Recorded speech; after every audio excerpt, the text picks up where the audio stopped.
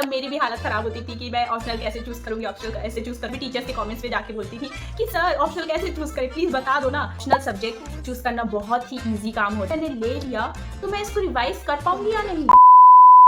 Hi guys, welcome back to my channel and this is Pallavi. So today I'm going to tell you my own personal experience how I choose my optional subject in UPSC. So let's start guys. So let me tell you first that optional was a game changer and ये सिर्फ marks का exam नहीं होता है, ये पूरा आपका UPSC में रैंक डिसाइड करता है। और अगर आपने गलत ऑप्शनल चूज कर लिया ना तो पूरा एक साल वेस्ट हो जाता है और बाद में बहुत ज्यादा रिग्रेट भी होता है। बट मैं आज आपको कोई भी गलती नहीं करने दूंगी, क्योंकि जैसे मैंने अपना ऑप्शनल चूज किया है ना, मुझे लिटरली अभी तक एक बार भी रिग्रेट नहीं हुआ है अपना ऑप्शनल चूज करने के बाद। एंड आई होप इस वीडियो को एंड तक देखने के बाद आपको भी कोई कंफ्यूजन और एम्बिगिटीज नहीं रहेंगी। तो सबसे पहले मेरे दिमाग में ये था कि ऑप्शनल चूज कैसे करें। बिल्कुल आप जैसे डर रहे हो कि ऑप्शनल चूज कैसे करते हैं, मुझे भी बहुत ही ज्यादा डर लग रहा था। पहला काम तो आप ये करिए कि आप जगह जगह सोर्सेज ढूंढना बंद कर दीजिए। आई मीन यूट्यूब के जो हजारों वीडियोस है उसको देखना बंद कर दीजिए। ये सिर्फ एक वीडियो काफी है आपके ऑप्शनल चूज करने में आपका हेल्प करने के लिए। तो देखो गाइस, मैंने सबसे पहले एक स्टेप फॉलो किया था जो कि था इंटरेस्ट, कि मुझे किस सब्जेक्ट में सबसे ज्यादा इंटरेस्ट था। और उस टाइम पे मेरा इंटरेस्ट सबसे ज्यादा था ज्योग्राफी पे, जो कि बहुत ही ज़्यादा लेंदी एंड वास्ट सब्जेक्ट है, जिसको पढ़ते पढ़ते पूरे 9 महीने निकल जाते हैं, रिवीजन का टाइम तो छोड़ो। इसलिए मुझे काफ़ी डर लगा कि मतलब ज्योग्राफी अगर मैंने ले लिया तो मैं इसको रिवाइज कर पाऊंगी या नहीं। और मैंने उसके सिलेबस देखे, यार मेरी हालत ख़राब हो गई उसका सिलेबस देखकर। तो मैंने सोचा कि मैं कुछ शॉर्ट सब्जेक्ट देखती हूँ जो जिसमें मेरा इंटरेस्ट भी हो और मैं उसको पढ़ भी पाऊँ। तो फिर मैंने सोचा कि मैं एंथ्रोपोलॉजी और सोशियोलॉजी का सब्जेक्ट देखती हूँ। तो मैंने एंथ्रोपोलॉजी एंड सोशियोलॉजी दोनों सब्जेक्ट का सिलेबस निकाला और उस दोनों को एनालाइज करना स्टार्ट किया। तो मुझे में लगा कि मुझे इंटरेस्ट ना एंथ्रोपोलॉजी एंड ज्योग्राफी दोनों में आ रहा है। तो चलो इंटरेस्ट के बेसिस पे तो मैंने एंथ्रोपोलॉजी एंड ज्योग्राफी दोनों को एक एक पॉइंट दे दिया। स्टेप 2 वॉज बैकग्राउंड देखना। तो देखो यार, मेरा बैकग्राउंड तो था बीकॉम और मैंने चूज किया ज्योग्राफी एंड एंथ्रोपोलॉजी। तो देखो मैंने तो अपना इंटरेस्ट ही प्रेफर किया। अगर आपका बैकग्राउंड आपने चूज किया है, लाइक आपका जो भी सब्जेक्ट था मैथ्स वगैरह, एंड आपको मैथ्स में बहुत ज़्यादा इंटरेस्ट है और आपको लगता है कि आप 6 महीने लगातार इस सब्जेक्ट को पढ़ सकते हो, रिवाइज कर सकते हो, तो आप देख सकते हो। बट मुझे जो ठीक लगा मैंने वही चूज किया। मतलब मुझे तो ज्योग्राफी और मुझे तो बीकॉम में कोई इंटरेस्ट नहीं था, इसलिए मैंने अपना प्रेफर इंटरेस्ट को दिया, ना कि बैकग्राउंड को। थर्ड स्टेप, मैंने देखा सिलेबस का साइज एंड ये कितना टाइम लगेगा वो। तो इसमें तो देखो ज्योग्राफी को तो 9 मंथ्स लगते, बट एंथ्रोपोलॉजी को सिर्फ 6-7 मंथ लग रहे थे। तो इसमें तो एंथ्रोपोलॉजी को एक्स्ट्रा पॉइंट मिलता है, तो ज्योग्राफी को सिर्फ 1 पॉइंट है एंड एंथ्रोपोलॉजी को 2 पॉइंट्स। Now step 4। तो स्टेप 4 में मैंने ये देखा कि मेरा एंथ्रोपोलॉजी का सब्जेक्ट मुझे जीएस में कितना हेल्प कर सकता है। तो देखो एंथ्रोपोलॉजी में तो मैंने ये एनालाइज किया कि एंथ्रोपोलॉजी ना मल्टी सब्जेक्ट्स है, लाइक उसमें हर सब्जेक्ट है, archaeology, history, geography and art and culture, बहुत सारी चीज़ें हैं, ह्यूमन डेवलपमेंट्स, बहुत सारी चीज़ें हैं। तो चलो एंथ्रोपोलॉजी का तो मल्टी सब्जेक्ट है एंड ज्योग्राफी मुझे हेल्प करता सिर्फ जीएस के ज्योग्राफी सब्जेक्ट में, जो कि थोड़ा सा नैरो है।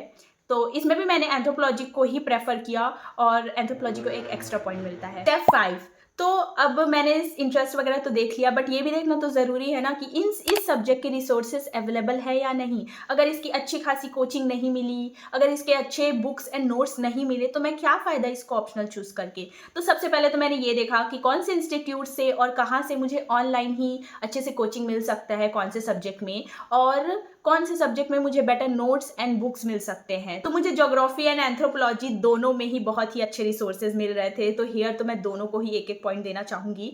बट एनीवे एंथ्रोपोलॉजी अभी फिर भी आगे है।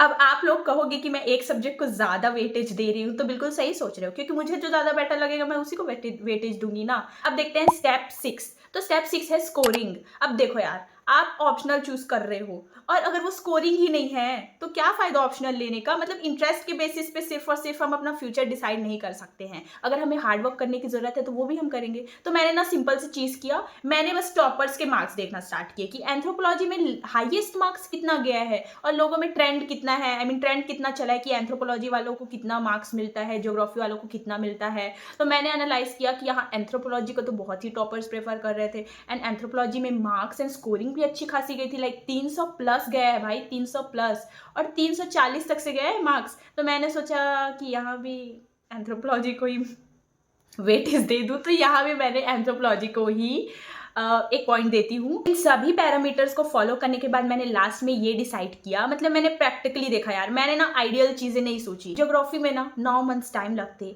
फिर 4 मंथ का रिवीजन, और मेरे पास इतना टाइम भी नहीं है मुझे अटेम्प्ट देना है, तो मुझे जीएस के सब्जेक्ट भी पढ़ने हैं, सी सेट भी पढ़ना है, एवरीथिंग। तो मैंने प्रैक्टिकली अपने दिमाग से सोचा, सिर्फ इंटरेस्ट के बेसिस पर अपना दिमाग खराब करके मैंने चूज़ नहीं किया। लिटरली मैंने अच्छे से एनालाइज किया, फिर एंथ्रोपोलॉजी के सिलेबस की एक एक चीज़ देखी मैंने, और तब मुझे रियलाइज़ हुआ कि मैं एंथ्रोपोलॉजी को मैं 7-8 मंथ तक लगातार पढ़ सकती हूँ। ये मुझे फाइनली रियलाइज़ हुआ। और हाँ, आंसर राइटिंग भी ज़रूरी है। अगर आपको लगता है कि आप इस सब्जेक्ट में आंसर राइटिंग नहीं कर सकते हो, तो आपको ये सब्जेक्ट लेना बेकार है, क्योंकि आपको आंसर राइटिंग अगर नहीं आया तो क्या फ़ायदा हुआ ऑप्शनल लेने का। तो मैंने एक अच्छा सा बैच ढूंढा, और पिछले 4 मंथ से मैं इसका प्रिपरेशन कर रही हूँ एंथ्रोपोलॉजी का। मेरे ना बहुत सारे नोट्स भी बन चुके हैं, मतलब मेरी 2 कॉपी के नोट्स बन चुके हैं, और लिटरली मैं बिल्कुल भी रिग्रेट नहीं कर रही हूँ। पिछले 4 मंथ में मैंने एक बार भी ये रिग्रेट नहीं किया है कि मैंने ये सब्जेक्ट क्यों ऑप्शनल चूज़ किया। मुझे बिल्कुल कॉन्फिडेंस आ रहा है अपने ऊपर। इनफैक्ट मैंने ना आंसर राइटिंग भी स्टार्ट कर दिया है।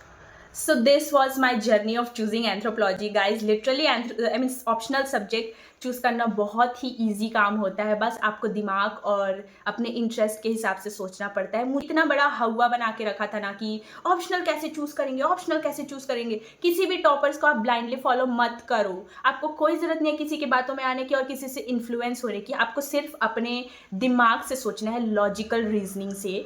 जब मैंने ऑप्शनल सब्जेक्ट चूज़ नहीं किया था और मेरी जीएस की फाउंडेशन बैच चल रही थी, तब मेरी भी हालत ख़राब होती थी कि मैं ऑप्शनल कैसे चूज़ करूँगी, ऑप्शनल कैसे चूज़ करूँगी। मैं भी टीचर्स के कमेंट्स पे जाके बोलती थी कि सर ऑप्शनल कैसे चूज़ करें, प्लीज़ बता दो ना। तो सर बोलते थे यार मैं क्या ही बताऊँ, कितने बच्चों को कितने सारे सब्जेक्ट्स का मैं बताऊँ। सबकी इंटरेस्ट अलग होती है, सबका प्रेफरेंस अलग होता है, और किस इंसान का बैकग्राउंड क्या है टीचर को कैसे पता।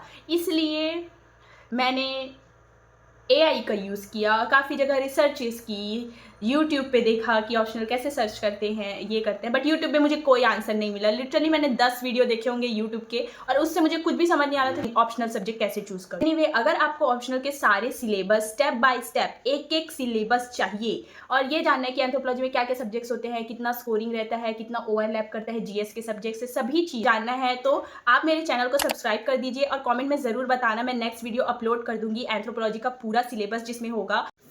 तो गाइस, मैंने तो अपनी जर्नी बता दी ऑप्शनल चूज़ करने का। अब आपकी बारी है ऑप्शनल चूज़ करने की, तो best of luck, lots of love to you. And मेरे चैनल अगर आपको थोड़ी सी भी हेल्पफुल लगी हो तो आप मेरे चैनल को ज़रूर सब्सक्राइब करना एंड लाइक एंड कमेंट ज़रूर करना।